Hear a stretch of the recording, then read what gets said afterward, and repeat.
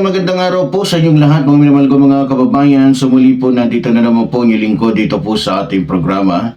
Pero bagong lahat, binabati po natin ang ating Pangulo, Ferdinand Marcos Jr., maging ating minamahal na First Lady Lisa Araneta Marcos, maging ating minamahal na Congressman Sandro Marcos, maging ating minamahal na Congressman Martin Romualdez. At syempre ating mga kababayan sa abroad, hindi po natin pwede kalimutan yan. At syempre ating mga kababayan Luzon, Visayas, Mindanao. Okay, sa araw po ito mga minamahal ko mga kababayan, pag-uusapan po natin. Ito pong naging pahayag po ni Ombudsman Jesus Crispin Boying Rimulya dito po kay Tito Soto o Senate President Tito Soto. Yan. So, noong Pebrero 8, ayon po kay Ombudsman Jesus Crispin Boying Rimulya, sabi niya dito, hindi na kailangang mag-alala si Tito Soto o si Senador Senate President Tito Soto tungkol po sa usap-usapang pagbabago ng liderato o kodita sa Senado laban po sa kanya. Dahil ayon po kay Ombudsman Rimulya, ang balak na palitan si Tito Soto bilang pinuno ng Senado ay hindi na matutuloy dahil ito ay nabigo na. Di ba?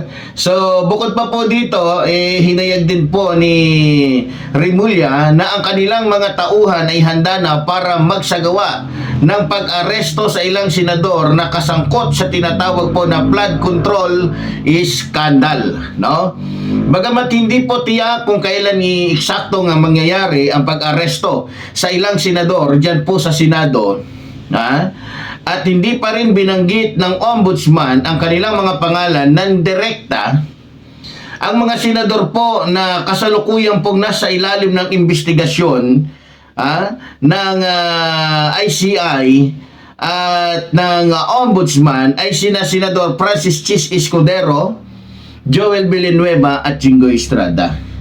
So, alam nyo, sa naging pahayag po ni Ombudsman Rimulya, napakarami po ang natuwa. Napakarami po ang talagang nasiyahan. No? Dahil sa mukhang binibigyan po ng tapang at lakas ng loob ni Ombudsman Rimulya, ito pong ating Senate President na si Tito Soto. Alam nyo mga kababayan, sa mga hindi po nakakaalam, sa umpisa pa lang, meron na pong mga senador, si dating Pangulong Rodrigo Roa Duterte, na ayaw po kay Tito Soto. Isa na po dyan, ito pong si Senador Marcoleta. No? Sa umpisa pa lang, makikita nyo na po mga kababayan na tila nanggugulo po o tila hinahanapan po ng butas o ng problema, ito pong si Senate President Tito Soto ni Senador Marcoleta. Dahil parang ang gusto yata ni Senador Marcoleta, silang mga senador ni dating Pangulong Rodrigo Roa Duterte ang humawak sa buong Senado. No? Nang sa ganon ay makontrol nilang lahat. Makontrol nilang lahat. Alam naman po natin ang motibo nila kung bakit gusto nilang pabaksakin, paalisin si Tito Soto. Unang-una, isa na po dyan yung tungkol po sa insertion. Nung panahon po ni Senate President Francis Chis Escudero, Chis Escudero pala, nagkaroon po ng issue ang Senado tungkol po sa insertion o bilyon-bilyong insertion na hindi matukoy kung saan napunta at saan ginamit ito. Kaya nga ito pong si Escudero ay isa po sa iniimbestigahan ng Ombudsman ngayon. Dahil hindi niya masabi, hindi niya maihayag kung saan dinala yung daan-daang bilyon na ito. Na dapat sana ay tiyak na malalaman ng ating mga kababayan kung ito ba ay nagamit sa tama o sa wasto. Diba? Ngayon, isa din po sa dahilan kung bakit ayaw po ng mga mga senador ni dating Pangulong Rodrigo Roa Duterte kay Tito Soto dahil si Tito Soto po ay sang-ayon na maiharap si Vice President Sara Duterte sa paglilitis. O sang-ayon po si Tito Soto na ma-impeach ito pong si Vice President Sara Duterte dahil sa mga matitibay na ebidensya laban po sa kanya. Kaya gusto nilang pababain sa pwesto ito pong ating butihing senador dahil tiyak na matutuloy yung impeachment complaint laban po kay Vice President Sara Duterte. Isa po yan. Kasi pagtuluyan pong nababa o napatalsik si Vice President Sara Duterte sa kanya pong katungkulan, meron pong isang senador dyan na tiyak na guguho po ang kanyang pangarap na maging vice presidente ni Vice President Sara Duterte sa 2028. Kilala niyo naman po siguro kung sino yan. Wala naman pong ibang senador sa kapanahunan ngayon na malakas po manira. No? Pati kanyang kapatid, sinisiraan niya. Talamak na paninira ang ginagawa niya para lamang masiguro na matupad niya, makuha niya yung kanyang matagal ng pangarap na maging isa sa pinakamataas na pinuno ng ating bansa. 'Di ba? Kilala niyo na kung sino yun. Wala namang ibang kapatid ng ating mahal na Pangulo na todo-todo kung manira sa kanya. 'Di ba? Hindi lang 'yon. Marami pong mga dahilan o motibo ito pong mga senador ni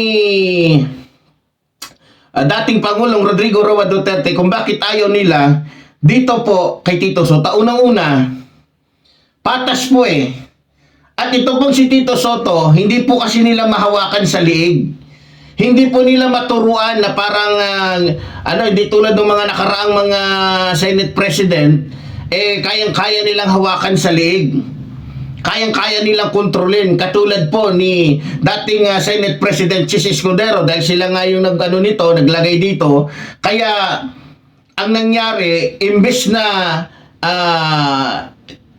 ma-impeach o talakayin agad dyan sa Senado yung tungkol dito sa impeachment complaint dito po kay Vice President Sara Duterte, pinatagal po ito ng sadya ni dating Senate President Chis Escudero dahil sa kanyang utang na loob sa mga Duterte block. Diba? So ngayon, kaya po sinabi ni Boying Rimulya o ni Ombudsman Jesus Crispin Boying Rimulya na wag nang mag-alala. Ito po ang si Senate President Tito Soto dahil alam naman po natin na maliban po kay Chis Escudero, kay Villanueva at kay Jinggoy Estrada, mayroon pa pong dalawang senador dyan na maaari pong hulihin ng Interpol anumang oras o mahuli ng Interpol anumang oras. Katulad po ni Bongo, katulad po ni Bato de la Rosa. Sa totoo lang, sa pagkawala po sa Senado at hindi sa hindi pag-appear ni Bato de la Rosa sa Senado, humina na po yung depensa nila. Humina na po yung Duterte block sa totoo lang. Lalo na kapag wala na si Jinggoy Estrada, wala na si Villanueva, wala na si Senadora Francis Chis Escudero sa Senado. Mas hihina na. At nasisiguro ko na mas maraming mga senador, katulad po ni Rapi Tulfo, Erwin Tulfo, at iba pang mga senador na gustong iharap si Vice President Sara Duterte sa paglilitis. Nang sa ganon, masagot ni Vice President Sara Duterte yung matagal niya nang iniiwasan, nilalayuan na mga tanong na dapat malaman ng taong bayan na hanggang ngayon ay palaisipan pa rin sa ating mga kababayan. Kaya nga sabi ko nga, sa totoo lang, bumalik tayo sa insertion, sa totoo lang kaya ayaw po nila kay Tito Soto dahil noong panahon po ni Escudero, Meron po silang meron po silang naibubulsa. Hindi po katulad ngayon, mahigpit po sa pagkuha ng insertion ito pong ating bagong Senate President. Dahil binibigyan po niya ng halaga at mas binibigyan po niya ng pagpapahalaga ang mga Pilipino na naghihirap ngayon. No? Noong panahon po ni Escudero, naghihirap na nga po yung ating mga kababayan, meron po palang limpak-limpak na pera na pumapasok sa kanilang mga bulsa na mula sa mga mahihirap, mula sa ating mga maralita.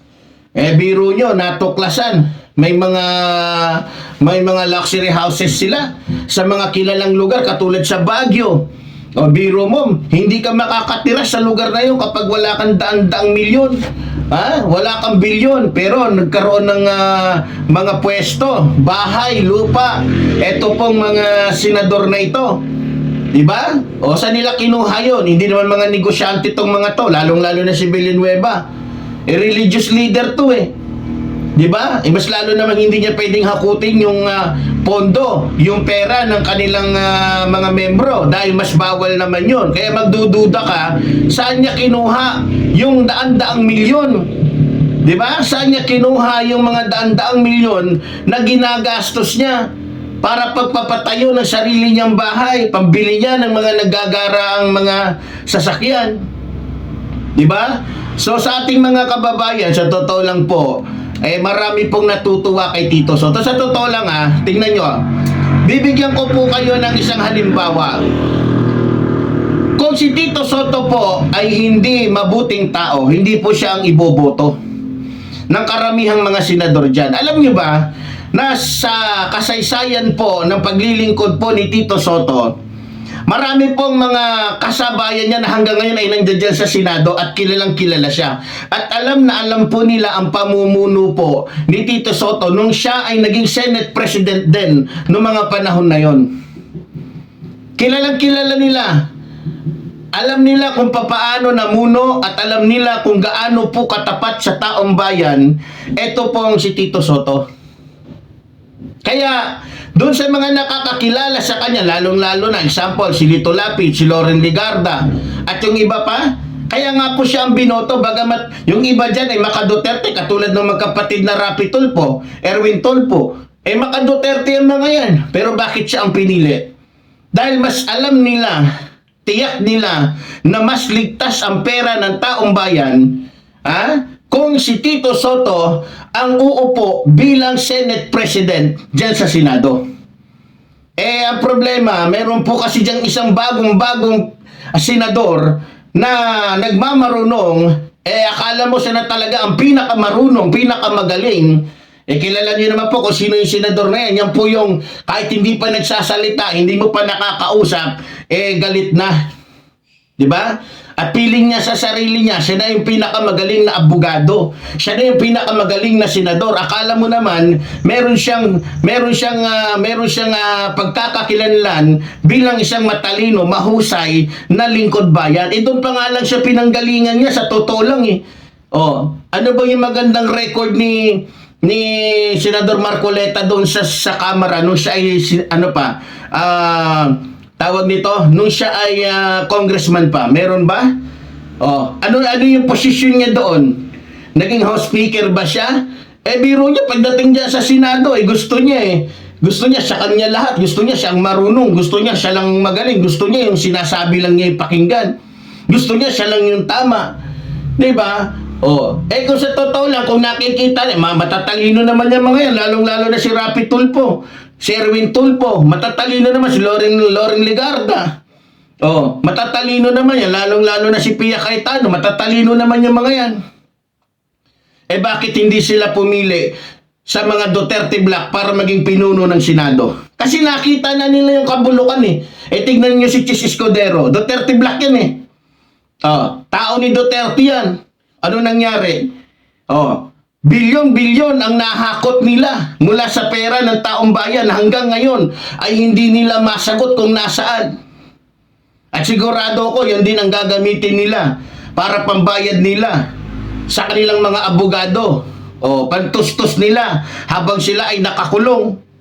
Oh, kaya nga pati yung mga maka-Duterte, ilang mga personalidad diyan, o mga senador diyan sa Senado na bagamat sila'y maka-Duterte pero mas pinili nila si Tito Soto dahil simula nang siya po ay umupo diyan sa Senado at naglingkod sa taong bayan bilang isang senador, wala po akong natuklasan o nalaman na ito pong si Tito Soto ay nasangkot sa mga monkey business o sa tinatawag natin mga katiwalian tulad po ng usapin ngayon patungkol po dito kay Chis Escudero, di ba? Kaya ayaw na ayaw nila kay Tito Soto kasi si Tito Soto patas, mas pabor sa kanya ang katotohanan kaysa sa kasinungalingan. Ayaw ng mga Duterte Black yan eh. Gusto nila sirain yung mga gusto nilang sirain para sila yung lumabas na mabuti at sila yung lumabas na mabango kahit nag-aalingasaw naman yung mga baho nila. Yan ang katotohanan mga kababayan. Hindi natin sa sinasabi na sila ay masamang tao pero yan ang katotohanan at yan ang nakikita ng taong bayan. Di ba? O biro nyo kung palimbawa na lang si Marcoleta o si Senador Marcoleta ang naging Senate President ngayon, malamang walang mga Chinese dyan na maiimbestigahan na nagpapanggap na Pilipino, malamang ligtas. Nakita nyo naman po kung paano po pinagtatanggol ni Senador Marcoleta yung bansang China ngayon. O di ba? Malamang di ba? Alam nyo na. O kaya nga sa ating mga kababayan, tayo po ay nagpapasalamat sapagkat unti-unti na po pinapakita ng Diyos yung katapusan po ng mga maka-Duterte, lalong-lalo na po ito pong mga senador po ni Rodrigo Roa Duterte o ni Pangulong Rodrigo Roa Duterte. Diba? O kita nyo, si Bato, si Bongo malapit na. Si Jinggoy, si Senador Francis Chis Escudero, si Villanueva, mawawala na rin. Ang matitira na lang diyan baka si Amy Marcos na lang. Wala na, si Robin Padilla na lang. Yung dalawa na lang na yan ang matitira diyan. Wala na. Diba?